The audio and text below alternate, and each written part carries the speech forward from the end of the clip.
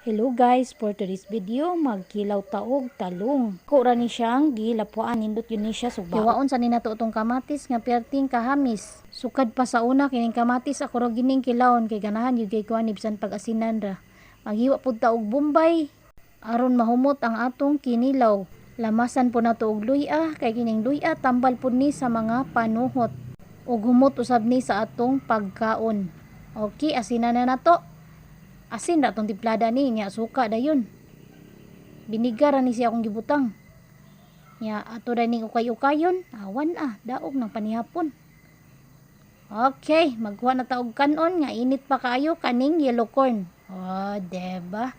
Kisay mo kaon yellow corn. Oh, init pa kay na siya guys. Pilit-pilit pa ni kanon. Butangan dayon og talong, nga nay kamatis. Ay sus. Lami na kayo ang atong kaon na ni. Okay, mga onata ninyo, lami jud ni kaayo. Manihapon ang tanan.